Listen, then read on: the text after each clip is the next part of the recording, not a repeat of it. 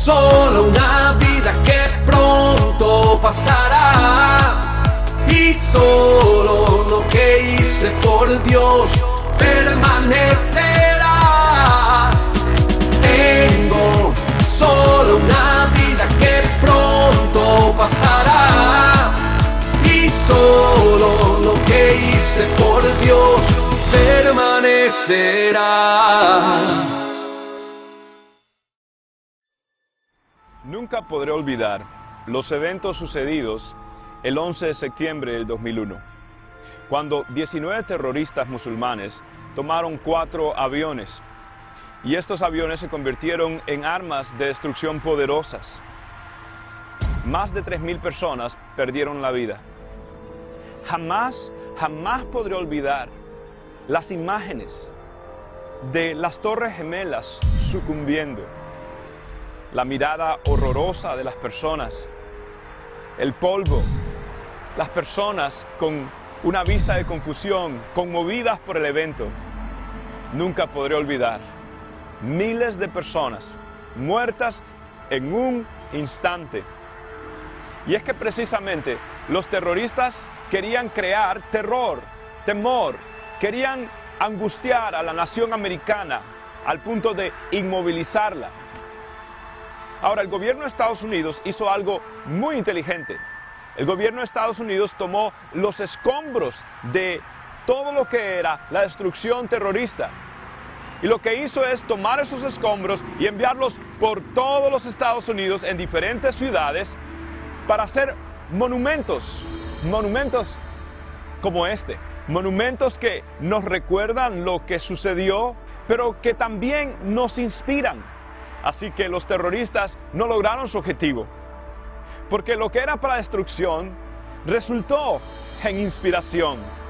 Lo que era supuestamente para algo malo resultó en algo bueno. Del desastre se ha hecho arte, y de los escombros se ha hecho una estructura, una expresión artística que inspira muchas vidas.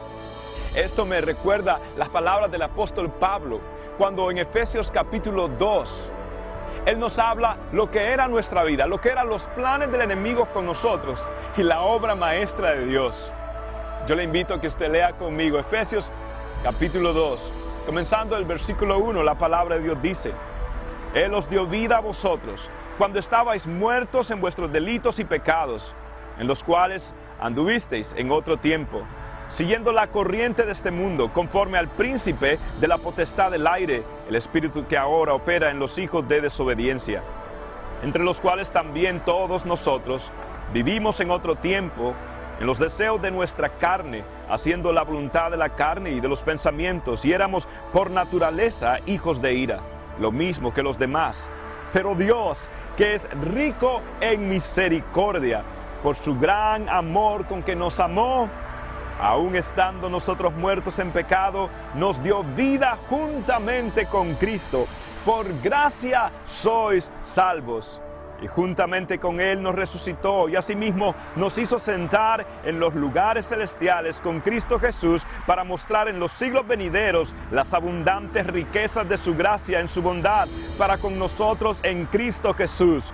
Porque por gracia sois salvos por medio de la fe, y esto no de vosotros, pues es don de Dios, no por obras, para que nadie se gloríe, porque somos hechura suya, creados en Cristo Jesús para buenas obras, las cuales Dios preparó de antemano para que anduviésemos en ella. La palabra hechura viene del griego, que significa poema. Dios, una vez más, tomó nuestra vida, que era un desastre, e hizo arte. De la basura, Dios ha hecho una obra maestra. De pecadores, Dios ha hecho personas con propósito. Hoy nosotros vamos a ver vida resucitada. El plan maestro de Dios es que tengamos una vida resucitada, que refleje su gracia, su amor, su poder. Vida resucitada.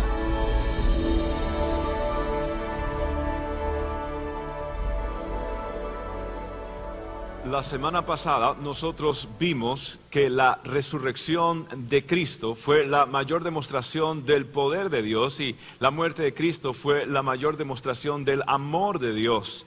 Si la resurrección definió la vida de Jesucristo, quiere decir que la resurrección debe definir la vida de aquellos que le aman a Él. Lo que dice Pablo es que con la resurrección de Cristo, lo que hizo Dios fue mudarnos al barrio de la resurrección. Y ahora usted y yo vivimos en una vida resucitada.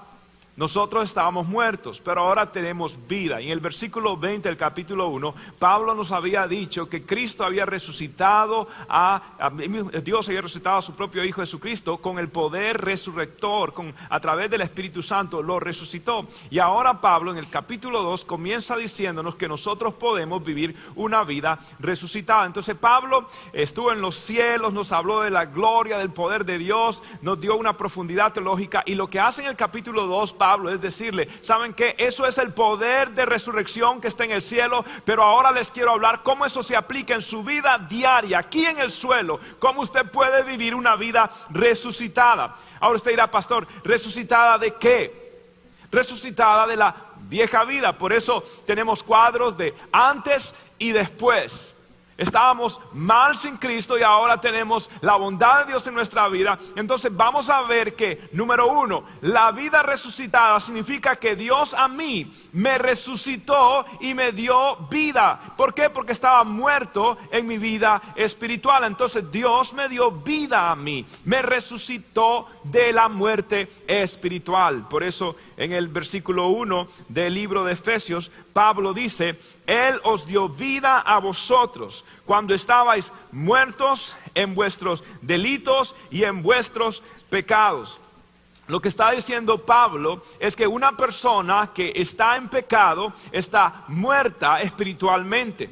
Es más, Romanos 6, versículo 23, la palabra del Señor dice, porque la paga del pecado es la muerte. La paga del pecado es la muerte. En otras palabras, cuando una persona peca, lo que produce es separación. La palabra muerte significa separación. Cuando usted se muere, simplemente significa que su alma se separa del cuerpo. Entonces usted deja de funcionar, usted muere. Cuando una persona peca, lo que sucede es una separación. La Biblia dice, vuestros pecados hicieron división entre mí y ti, entre ustedes y Dios. En otras palabras, cuando alguien peca, se separa inmediatamente de la fuente de vida, que es Dios. Por ende, si carece de la fuente de vida, está muerto, y muerto espiritualmente en delitos y en pecados. Una de las características de las personas cuando ellos mueren es que ellos no tienen sensibilidad, ellos no responden. Usted le puede golpear, insultar, y ¿qué va a decir el muerto? El muerto,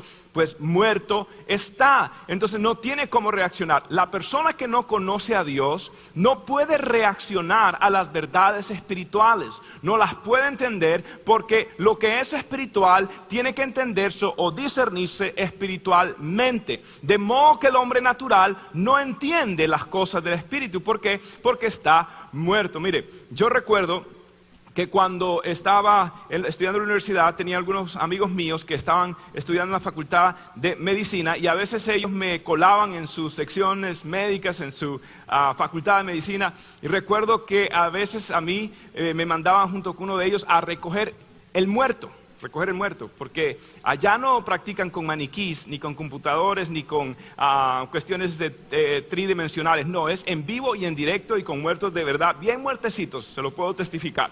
Bien, y me tocaba ir a recoger el muerto, y yo iba viéndole los ojos al muerto mientras lo llevábamos a todo ese lugar.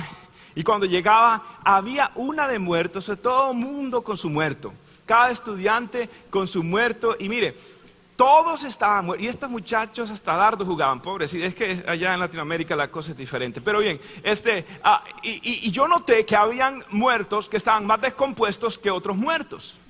Pero en toda esa sala, todos estaban muertos. Algunos más descompuestos que otros, y otros lucían mal. Entonces, en el mundo hay personas que de pronto son aparentemente buenas, aparentemente religiosas, pero bíblicamente hablando están muertas, ¿cierto? Aunque lucen mejor que otros, todos están en el estado de ¿qué? De muerte.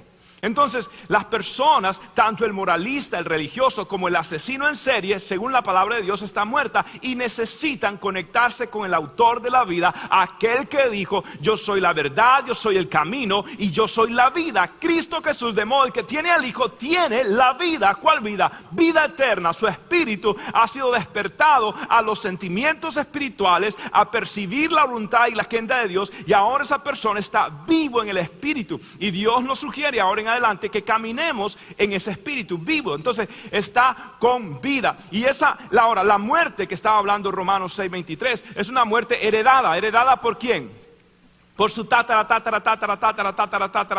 la tercera potencia abuelo, Adán. Entonces todos heredamos la naturaleza adámica. Y todos no solamente tenemos una condición heredada, sino también una condición buscada. ¿Por qué? Porque también pecamos. Siempre en mi clase de líderes yo les contaba a ellos la anécdota de un señor que se llamaba Joaquín y trabajaba como aserrador, trabajaba cortando árboles en algunos de los bosques de Canadá, y de siempre él se quejaba y se oía por allá un grito en los bosques de Canadá diciendo, ¡ay, Adán! ¡Ay, Adán! Y a cada rato, ¡ay, Adán! Hasta que un compañero le dijo, pero hombre, ¿por qué Adán? Es que es culpa de Adán que estamos sudando la gota gorda aquí ahora trabajando. Y estamos en el huerto del Edén bien, y es por culpa de Adán. Y el jefe dijo, ¿sabe qué?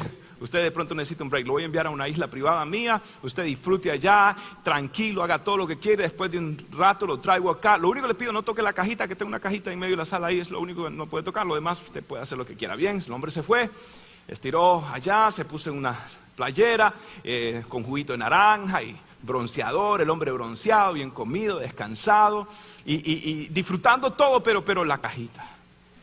Ay, la cajita. Y era miércoles, cajita. El jueves, la cajita. Y todo, la cajita, hasta que no aguantó y abrió la cajita.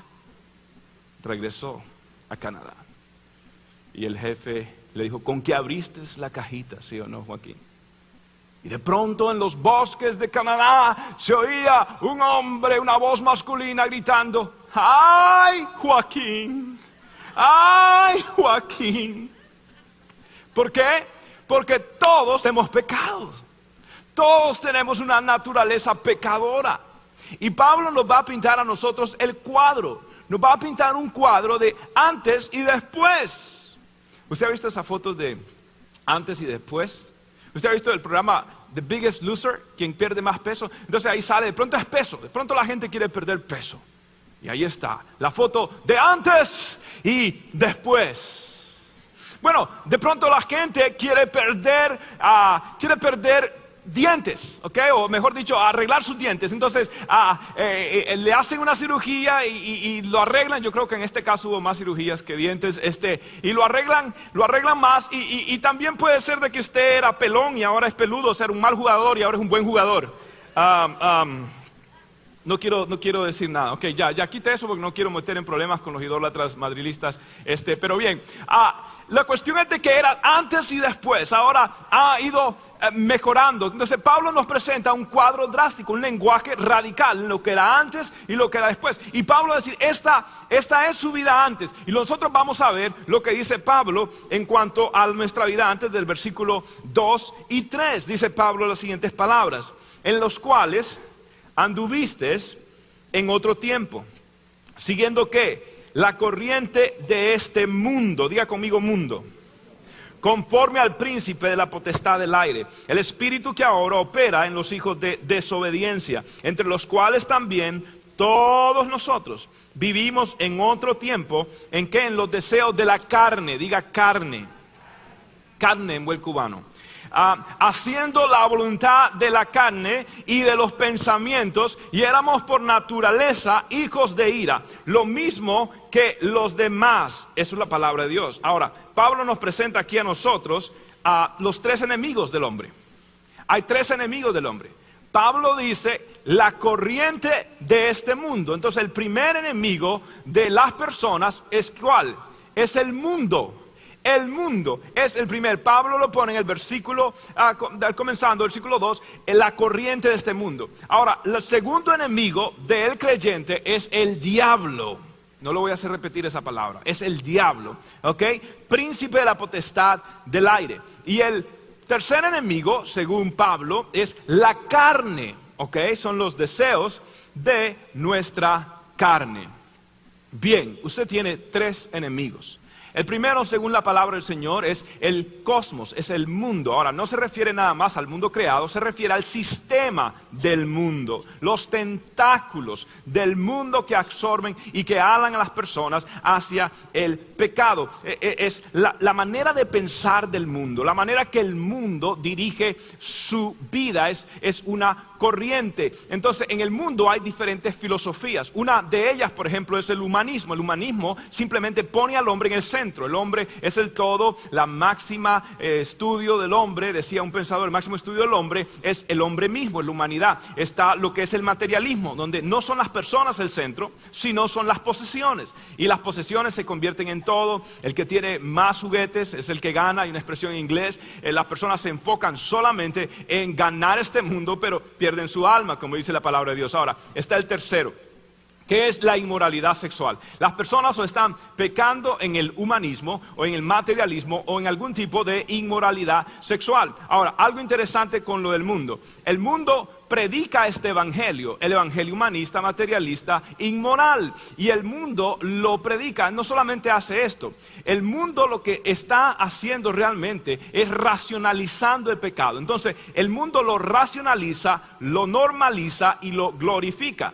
¿Cómo? El mundo está diciendo, ¿sabe qué? Para no sentirme mal, esto empieza a decir, seguro que no hay verdad absoluta, lo que es verdad para ti, para mí no es verdad, cada quien puede hacer lo que quiera, la vida privada de la gente es cuestión de ellos, dicen los políticos, yo puedo ser inmoral, pero ser un gran político, como dijo uno de nuestros presidentes en el pasado. Entonces la gente simplemente racionaliza su pecado, luego lo normaliza. ¿Qué quiere decir normaliza? Bien, todo mundo lo hace, se dicen a sí mismos. Todo mundo lo hace, así que es correcto que tú también lo hagas. Entonces todo el mundo está cohabitando. Ya las parejas no se casan, no hay anillo de compromiso, no hay votos matrimoniales. La gente se entrega. Hay un gran índice de cristianos incluso cohabitando. Cohabitar es pecado. Escuche, cohabitar es pecado. Y estás garantizando quizás que ese muchacho nunca tenga un compromiso verdadero porque estás dando lo que él quiere, pero tú no estás teniendo el compromiso que necesitas. Para eso no va a llegar a ningún lado. Es necesario hacer las cosas como Dios manda y no como el mundo que normaliza. Si lo hace fulanito y fulanita de tal, ese no eres tú. Tú agradas a Dios y tú vives para servir a Dios. No se conviertan tú a ellos, sino ellos se conviertan a ti. Tú pon los estándares, date tu lugar y pon en el nombre de Jesús una línea. Dice, merezco algo mejor. No puedo estar cohabitando. El mundo dice, no, todo el mundo fornica. O en Latinoamérica es común que diga, es normal que ese viejo se haya tirado una cana. ¿Cómo lo sabían? ¿Sabe por qué? Porque lo normalizamos. Usted no le dijo al compañero que dijera eso. Pero es que él se normaliza. Ese viejo es un viejo rabo. ¿Cómo sabe usted qué color era? Verde. ¿Por qué? ¿Ve usted? No. ¿Quién le enseñó eso a usted? ¿Quién le enseñó eso a usted? El mundo ha normalizado esas cosas. Las ha racionalizado, no es malo, y las ha normalizado. Y no solamente eso, lo ha glorificado. ¿Cómo? Lo hace a través del departamento de empaque del diablo. Se llama Hollywood. Lo hace a través del departamento de empaque que se llaman las telenovelas latinas. ¿Ok? Hay un montón de programas que están predicando el evangelio humanista, materialista e inmoral. ¿Sí o no? Por ejemplo, hay shows como, ¿qué shows? Por ejemplo, que promueven. Laura, ¿qué más? ¿Qué shows? Cristina, ¿qué más? El gordo y la flaca. Ok. ¿Qué otro show? Sábado gigante. Ok. ¿Qué otro show? Las mejores familias. Ok. ¿Qué otro show? Caso cerrado. ¿Qué otro show? 12 corazones. 12, oye, esto es poligamia. Bueno, lo que sea. Escuchen, esto era una carnada para que aquellos que están viendo un montón de shows mundanos la mordieran. Así que estamos tomando nota, está siendo grabado. Después del servicio tenemos una sección de liberación. Allá, doble a la derecha, cerca de los baños. Ahí hay una sección de liberación, ¿ok? Ok, perdón. Entonces, pero, ¿qué está predicando? ¿Usted cree que usted ve un show por verlo? ¿Usted cree que allí no hay filósofos, ingenieros sociales que se sientan y que se preguntan, ¿qué queremos? ¿Hacia dónde queremos mover a la gente? ¿Cómo podemos hacer? ¿Cuál es el pensamiento? Por ejemplo, uno de los grandes promotores de pornografía son los movimientos homosexuales. Ellos pagan. ¿Pero por qué? Porque ellos van quitando la sensibilidad con el pecado y porque saben que las personas que tienen ese pecado oculto va a ser difícil que puedan pararse y hablar en contra también del homosexualismo, en contra del homosexualismo.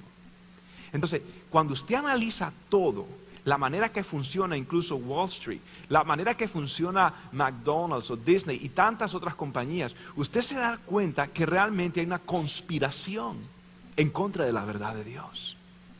Y que usted y yo, cada vez que abrimos ese televisor, y no hay nada malo, yo no creo que el televisor es la ventana del diablo, yo pienso que la ventana del alma es los ojos suyos, el problema no está en la ventana del televisor, el problema está en la ventana de sus ojos, según la palabra de Dios.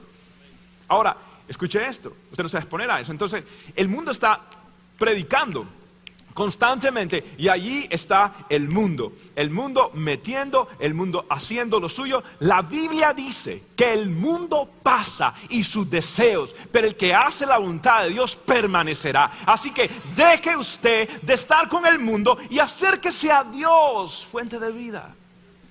Ahora, su segundo enemigo. Les presento al diablo. El cachudo, el chupacabras, el coludo, como quiera que le llamen en su país, el diablo. ¿Ok? El diablo, según la palabra del Señor, dice que es el príncipe de las potestades del aire. Príncipe significa que el hombre es príncipe, tiene influencia, tiene autoridad. ¿Y dónde? En la potestad de ¿qué? La potestad del aire. Qué diferente es los lugares celestiales donde el Señor mora a las potestades del aire.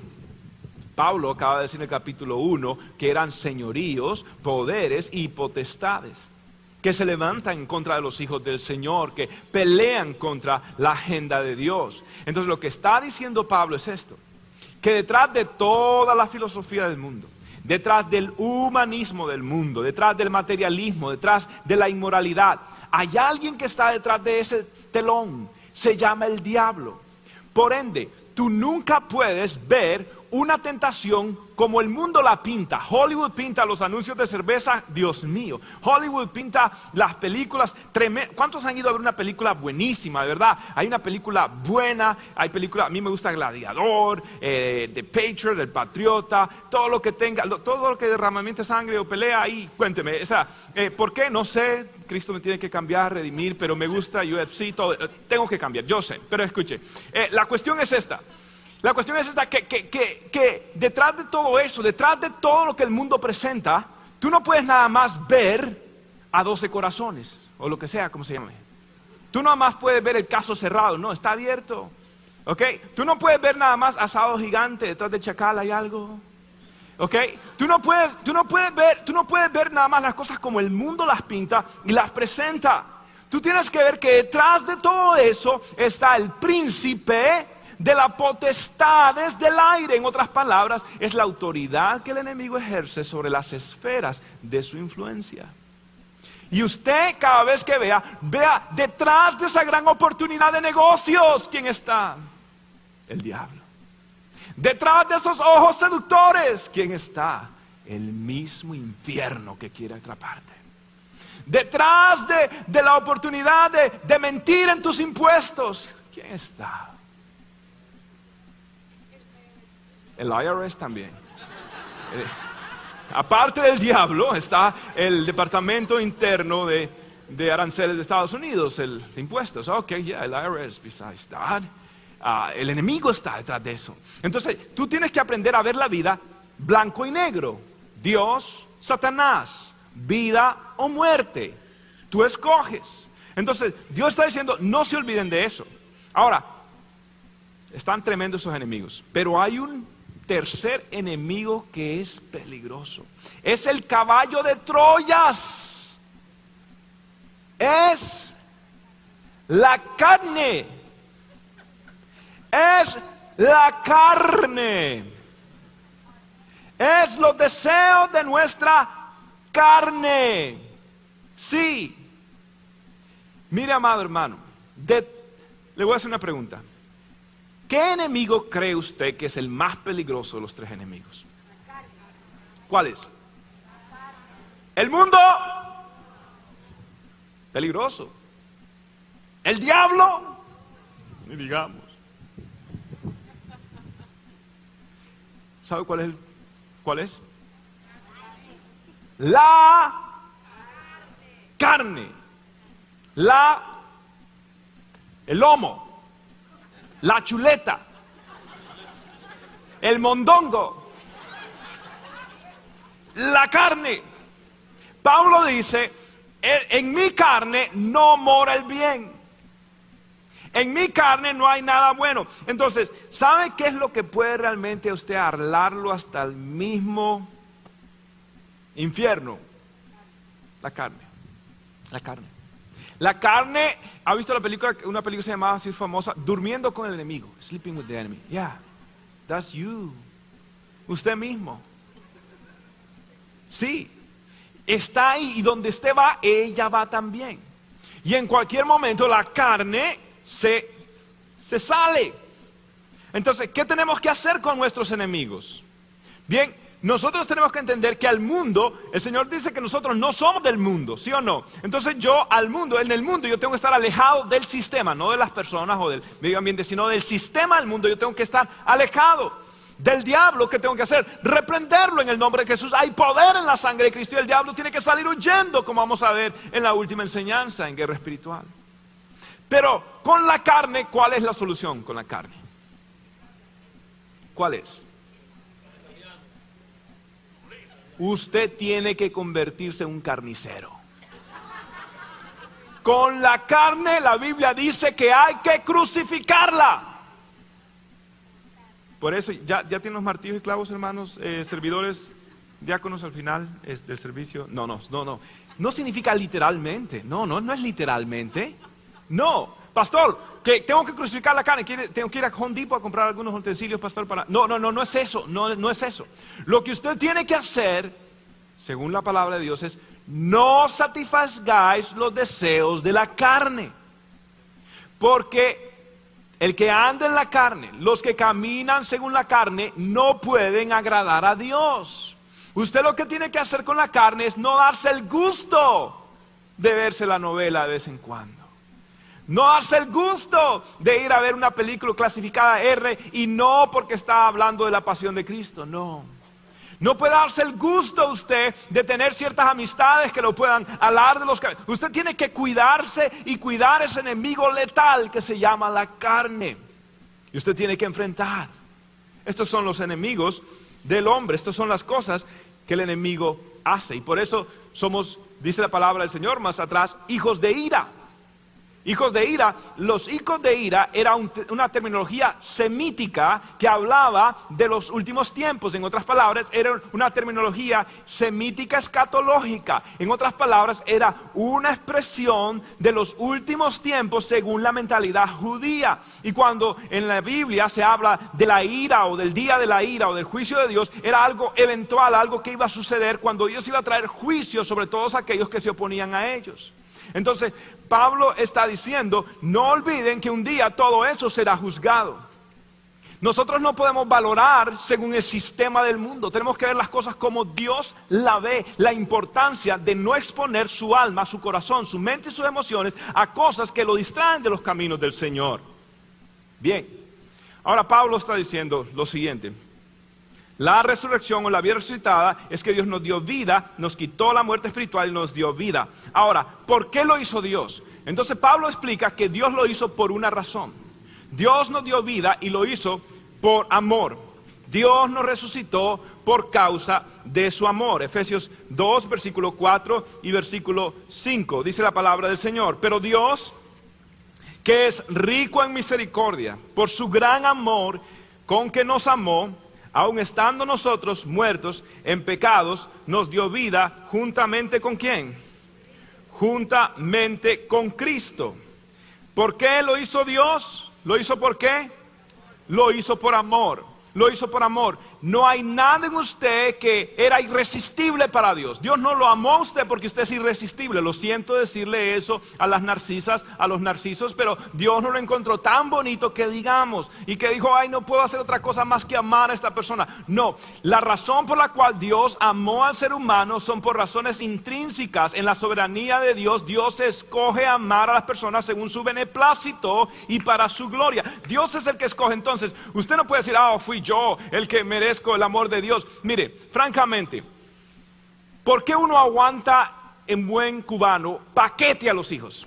¿Por qué uno le aguanta tanto paquete a los hijos? Deme una explicación.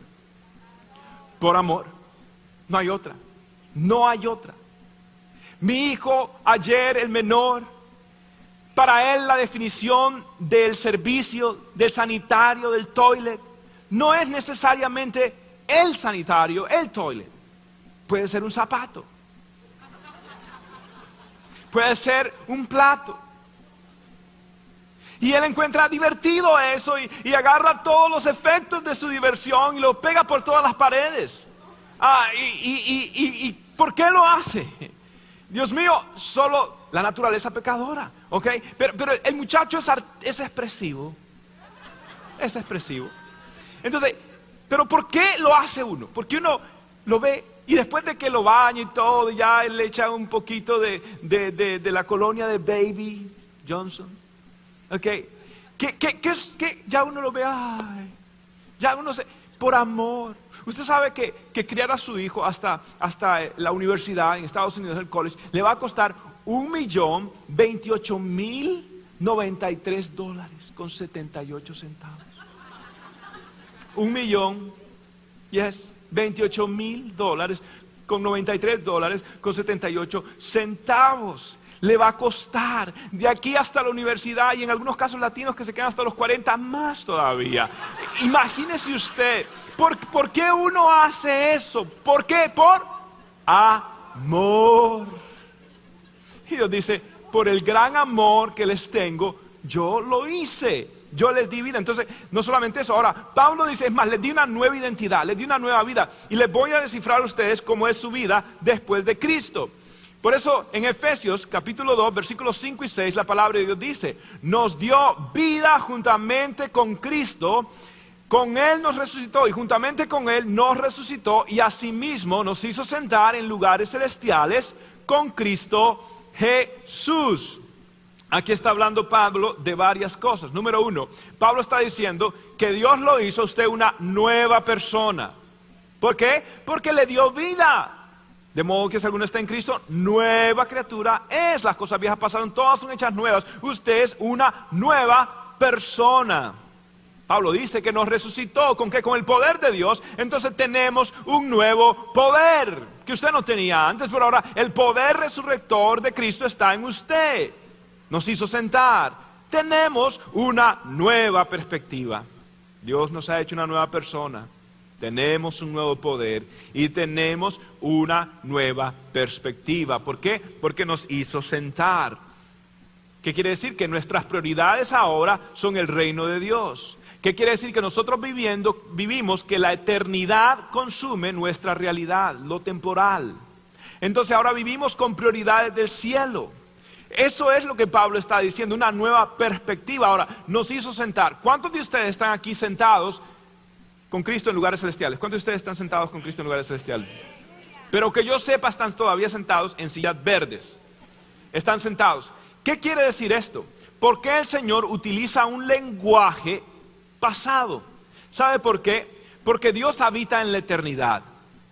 Y cuando Dios dice que algo va a ser, ya es.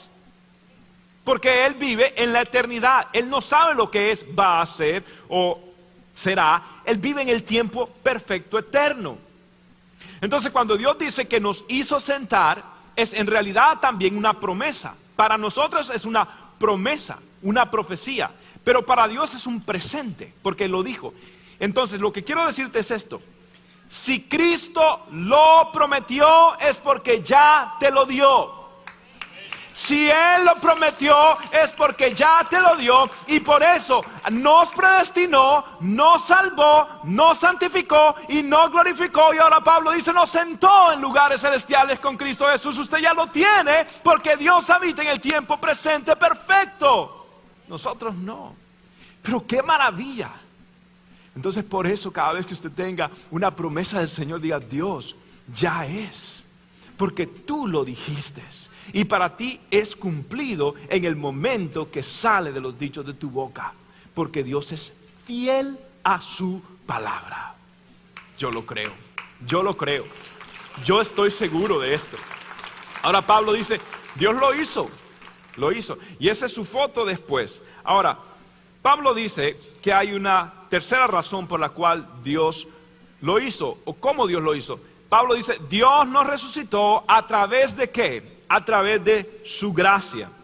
Efesios 2, versículo 8 y 9, porque por gracia sois salvos por medio de la fe, y esto no de vosotros, pues es don de Dios, no por obras, para que nadie se gloríe. Mire, hace poco yo estuve en el Empire State Building en Nueva York. Ese Empire State Building tiene 102 pisos, 1576 escalones. Y yo tenía el deseo, si me dejaran, de subirlo, y porque a mí me gusta a veces hacer un poquito de ejercicio. Entonces yo quería, obviamente no me iban a dejar, ¿ok? Entonces yo fui y me querían cobrar $70 afuera, gracias a Dios que adentro cobran menos, 35, usted sabe cómo es allá. Y entonces adentro ya cuando entré, entonces la persona vino, ni me dejaron tocar el elevador. Lo conducen a uno y va, sube y es electrónico, la mujer tiene un control o algo así. Y en fracción de segundos, hermano, no le puedo explicar, solo siente, la sangre le sube, la sangre le baja. Se abre la puerta y usted sale y usted dice, what? Oh my goodness, look at that. Mira todos esos edificios, estoy en el 102 piso, Dios mío, directamente por segundos. Según los expertos debería tomarme 1 hora y pico. Y si usted está en buena forma debería tomarle como 40 minutos subiendo todas esas escaleras. Pero yo no tuve que hacer nada. No tuve ni que tocar un botón. Eso es una ilustración de la gracia de Dios. Usted es salvo sin hacer nada. Simplemente déjese llevar por el poder resurrector de Cristo que lo llamó por su gracia y lo va a llevar a alturas, sentarlo en lugares celestiales con una vista panorámica, no de Nueva York, de la nueva Jerusalén, de la eternidad. Y Pablo dice es por medio de la fe. Ahora, ¿qué significa por medio de la fe? Ok, si usted me dice, pastor, que es por gracia, o sea, es gratis, ¿cómo que por medio de la fe? Entonces yo hice algo. Mire, cuando alguien, por ejemplo, se ahoga, vienen los paramédicos y no lo pueden resucitar. ¿Qué hacen los paramédicos? Empiezan a presionarlo hasta que sale todos los líquidos, presionarlo, caja torácica. Y si no resulta, ¿qué tienen que hacer? ¿Qué tienen que hacer? Darle respiración boca a boca, ¿cierto? Porque lo que ellos quieren es que el aliento de ese paramédico active el sistema respiratorio de esa persona. Entonces la persona empieza a respirar nuevamente. ¿Pero por qué respiró? Respiró porque había aliento de vida por otra persona en él. La fe así es. Cristo Jesús es el que produce en usted el querer como el hacer, según su buena voluntad. Fue Dios el que puso en usted el deseo. Si es por su carne se rebela en contra de Dios, su carne no quiere nada que ver con Dios, en su carne no mora el bien. ¿Quién puso la fe? ¿Quién puso ese aliento para creer a la gracia de Dios? ¿Quién fue? ¿Quién fue? Dios. En otras palabras, si usted está vivo, fue por la fe que Dios le puso dentro de usted para creer al mensaje del Evangelio y por gracia usted ha recibido. Por eso Pablo dice que nadie se puede gloriar porque fue Dios. La jactancia humana se va a un lado. Cristo me salvó, no me lo decía, gracia tan inmensa, persona tan inmerecedera, infinito amor de Dios, por los siglos voy a alabarle. Por eso Pablo más adelante dice, para la gloria de su gracia, para que se pronuncie por los siglos de los siglos. ¿Por qué? Porque durante toda la eternidad vamos a decirle a Dios, gracias, Señor. Y como los seres que están, los querubines frente a Dios, dice la palabra de Dios que dicen santo. Vuelven a alzar los ojos, santo. Vuelven, oh santo. ¿Por qué? Porque cada vez que lo ven, ven algo de la perfección de Dios que no habían visto. Vuelven a abrir, oh, es más bello lo que imaginé. Oh santo, oh, es más poderoso lo que imaginé. Oh santo, oh, qué brillante es el Señor santo. Oh santo, y usted va a pasar toda una vida diciendo, Dios, gloria, gracia, gracia inefable. Oh, divina gracia que salvó a un pecador como yo. Gracias, Dios, por tu divina gracia. Inmensa gracia. Ahora Pablo concluye diciendo, Dios nos dio vida espiritual, pero para cumplir un propósito terrenal. Efesios 2:10 dice, porque somos hechura suya, creados en Cristo Jesús, para buenas obras, las cuales Dios preparó de antemano para que anduviésemos en ellas. Esto es tremendo. La palabra del Señor dice que Dios nos ha preparado para un propósito especial, para tener el cumplimiento de obras que Él asignó para que nosotros pudiésemos hacer. Entonces, pastor, me acaba de decir que es por gracia. Y ahora me dice que hay obras. Escuche, las obras no compran la salvación, no la compran, pero la comprueban. Las obras no hacen a un discípulo, pero un discípulo hace obras. Cuando usted llegó a la salvación, Dios no le dio una carta de desempleo.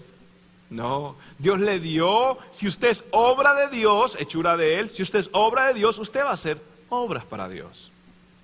Nadie puede hacer obras para Dios hasta que Dios no ha hecho una obra en Él. Entonces Pablo está diciendo que las obras demuestran lo que la gracia ha hecho en el corazón de unas personas. Y por eso Jesús dijo, por sus frutos los conoceréis. Ahora, eso solo sabe Dios. Dios me mandó a mí a sembrar semillas, no ser inspector de frutas. Si alguien se pierde, ese no es problema mío, ese es delante de esa persona y Dios. Yo llamé a sembrar la semilla. Entonces, cuando Dios habla de obras, el Dios del Génesis, ¿qué está haciendo el Dios de Génesis? Descansando en una hamaca entre Júpiter y Saturno. ¿Qué está haciendo Dios? Cuando en la creación, Génesis 1, ¿qué está haciendo Dios? Trabajando. Primer día y vio Dios lo que ha hecho y era bueno. Segundo día era bueno. Tercer día bueno. Cuarto bueno. Quinto bueno. Sexto bueno. Séptimo bueno, pero ahora en gran manera. O sea, Dios trabaja, Dios se puso pilas, Dios trabaja. Jesús, cuando usted ve a Jesús, ¿usted qué imagen tiene de Jesús? Yo me tengo la imagen de Jesús, es pilas. Alimentando 5,000, reprendiendo demonios, peleando con un gadareno, sanando la suegra de Pedro, en todo momento Jesús haciendo obras aquí y allá, en todo momento, Dios mío, enfrentándose con todos los demonios habidos por haber. De verdad que Jesús estaba trabajando, porque las obras de mi Padre he venido a hacer, dijo Jesús. Entonces usted tiene un propósito, una obra que hacer, porque Dios ha hecho una obra. ¿Y sabe qué es la obra que Dios ha hecho en su vida? Ha sido una obra maestra. La palabra que Pablo utiliza para decir hechura suya es la palabra en griego poema, que significa un poema, una obra maestra. Y al igual que usted y yo vimos lo que el monumento, el memorial del septiembre 11, donde vimos las torres estas gemelas, estas columnas de acero, que algo destructivo, Dios hizo algo tremendo y lo que era para mal se tornó para bien, para destrucción, para inspiración. Los escombros vinieron a ser una estructura artística y poder iluminar. ¿Sabe qué? Somos hechura de Dios. Somos un poema en moción. Somos un verbo activo dando a entender la belleza de nuestro Dios, nuestro Hacedor. Usted quizás es la única versión del Evangelio que la gente de afuera llegará a ver en su vida. Nunca leerán quizás la Biblia, pero van a ver el poema de Dios en usted, en el cambio que su vida ha tenido. Un poema en acción, en moción. Y la razón que yo tengo estos cuadros acá de estos chicos es porque precisamente ellos estaban antes en blanco y negro, ellos estaban antes sin Cristo, estaban perdidos. Carolina y también Carlos estaba sin esperanza, no tenía la luz del Evangelio, no tenía el gozo del Señor. Y yo quiero que ellos vengan y puedan decir, Carlos Carolina, ¿cuál fue la obra de Dios en su vida? ¿Cuál es el poema de Dios? ¿Qué hizo Cristo en la vida de ustedes? Y ellos nos van a compartir a nosotros. Vean ustedes este poema de lo que Dios ha hecho. Carlitos, cuéntanos tú, comienza tú diciéndonos qué fue lo que hizo el Señor en tu vida. Bueno, mi vida antes de Cristo no tenía sentido. De niño, mis padres me obligaban a ir a una iglesia y cuando ya tuve la edad para tomar una decisión, decidí no continuar ir. Dios para mí no tenía una parte en mi vida. Me convertí en una persona soberbia y a raíz de esto cometí muchos errores.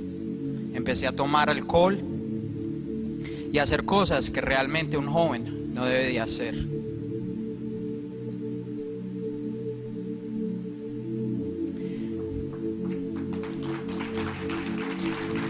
A mis 21 años me ofrecieron un trabajo donde tenía que viajar constantemente y yo lo acepté.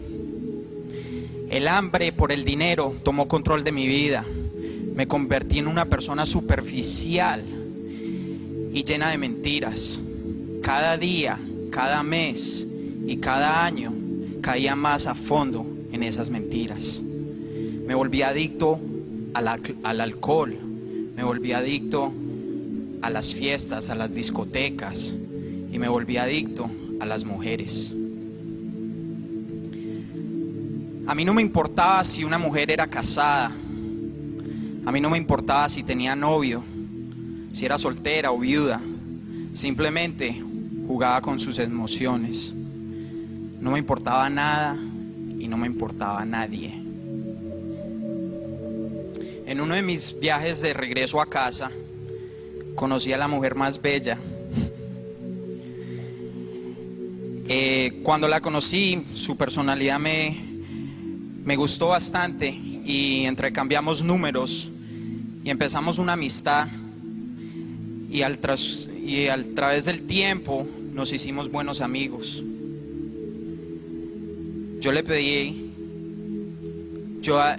durante ese tiempo me enamoré de ella y le pedí que fuera mi novia y ella lo aceptó. Pero lo que ella no sabía era que yo seguía en mis caminos destructivos, en mi adicción. Un año entre nuestra relación, Carolina se dio cuenta que yo era infiel.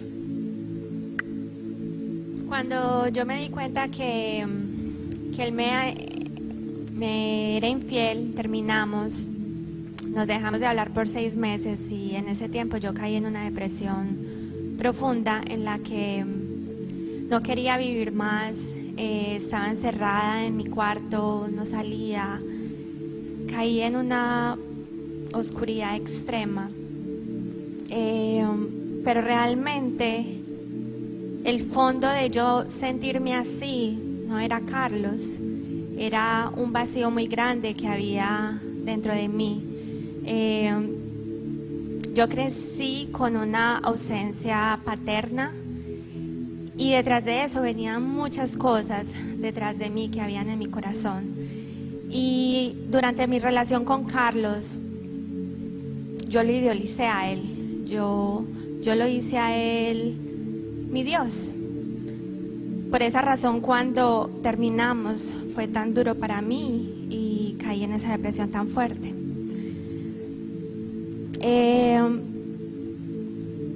Pero el plan del Señor era más alto del que yo pensaba. El Señor me llevó a una iglesia cristiana por medio de mi mamá, la cual al comienzo yo no quería ir, pero me di cuenta que ahí estaba la presencia del Señor y yo comencé a pedirle desesperadamente, le clamé con todas las fuerzas que me quitara ese dolor tan grande que yo sentía en mi corazón. Y después de varias semanas de estar asistiendo, recuerdo que hubo un momento en que instantáneamente Él lo hizo. Él arrancó, yo sentí como el dolor desapareció de mi corazón y fue lo más grande que me pudo haber pasado. A partir de eso, me enamoré de Cristo, me enamoré de Jesús. Él se volvió en la razón de mi vida. Él llenó todo eso que yo sentía acá adentro y comencé ese romance y ese enamoramiento con Él. Algo que tú dijiste, Carlos y Caro, es tremendo. La razón que yo quería que ellos dieran este testimonio es que en esta iglesia hemos dado testimonios, Dios mío, radicales, testimonios de realmente impactantísimos, y a veces nos olvidamos que los cambios son igualmente radicales. Así como cambió la persona que tenía problemas de homosexualismo, lesbianismo, o tenía problemas la persona que fue abusada, la persona que quitó la vida a otros, y hemos tenido testimonios tremendos en nuestra iglesia. Pero igualmente dañino y destructivo es un mal horrible, una potestad terrible que se mueve en Latinoamérica, y es el espíritu adúltero y lujurioso en los hombres latinos que no dejan de ser más que mujeriegos y pasan por la vida destruyendo tantas vidas y tantas mujeres, y ya basta en el nombre de Jesús. Yo creo que en este lugar se va a levantar una nueva generación de hombres santos, sanos, puros, que realmente aman. ¿Sabe qué es ser hombre? Ser macho es el que se queda con una mujer y le es fiel para el resto de su vida. Eso es lo que es ser macho. Ahora, por eso es de que tenemos que decirlo, porque 99% de los hombres tienen lucha con la debilidad sexual. 99%, así se le conoce, hombres con lucha en la inmoralidad, y el otro 1% se le conoce como mentirosos, porque no lo admiten, porque luchan.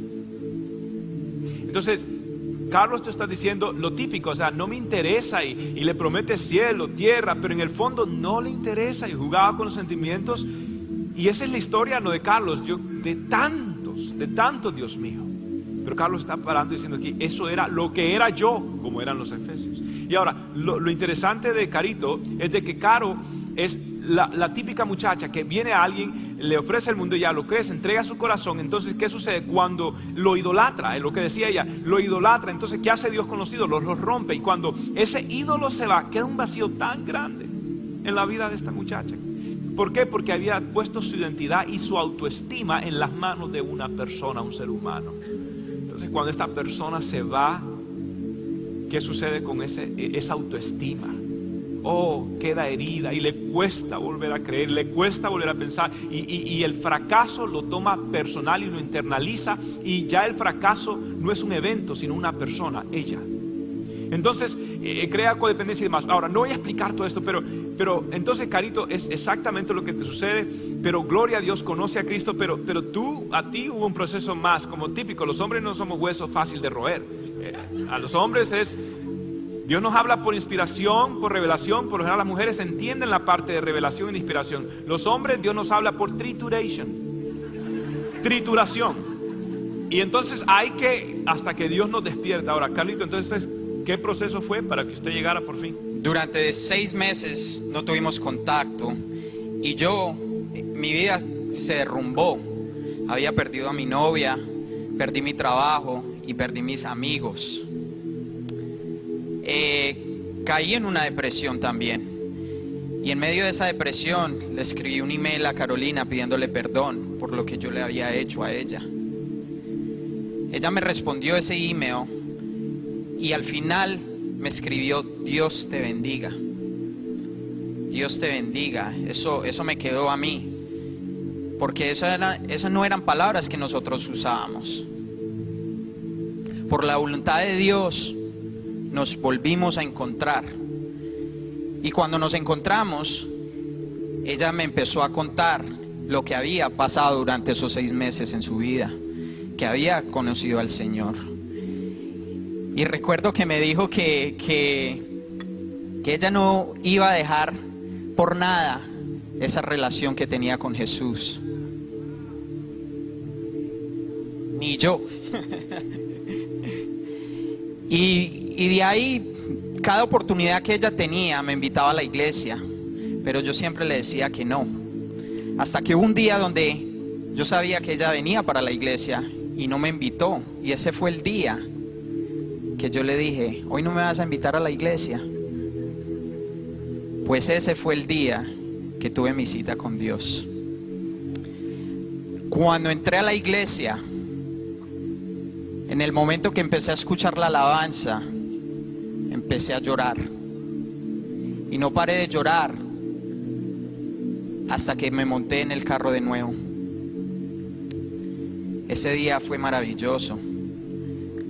Continué yendo a la iglesia y actividades cristianas hasta que le entregué mi vida al Señor. Aleluya. ¿Y qué sucedió con su relación? Por la gracia del Señor, conocí de Él y le propuse matrimonio a Carolina. Hace poco celebramos nuestro primer aniversario. Aleluya. Y ha sido de gran bendición. Wow. Nosotros somos un testimonio de que sin Cristo no hay unidad. Sin Cristo no hay nada. Pero con Cristo hay amor. Con Cristo, el Señor cambia nuestros pasados y puede cambiar tu pasado y te puede hacer una nueva criatura. Amén. Nuestro mensaje es que si hay un matrimonio allá que está pasando por problemas, hay una respuesta. Jesús es esa respuesta. Amén. Si hay un joven, un hombre aquí o una mujer que ha pasado por lo que nosotros pasamos, Jesús es esa respuesta. Amén. Y ahora yo quiero que ustedes me digan gráficamente lo que hizo Jesús. Nosotros somos una obra del Maestro. Somos un poema de Dios. Y ahora esto es lo que Cristo ha hecho en nuestras vidas.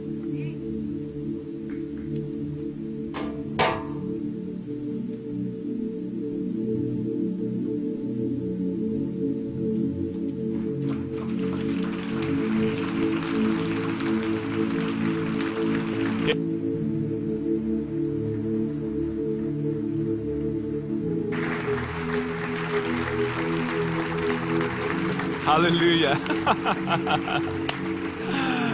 Aleluya. Somos un poema, somos una obra maestra del Señor. De verdad, solo Cristo puede traer color a tu vida, unidad a tu vida. Solo el Señor puede traer esa paz. Puesto de pie en esta noche. Gracias, Señor.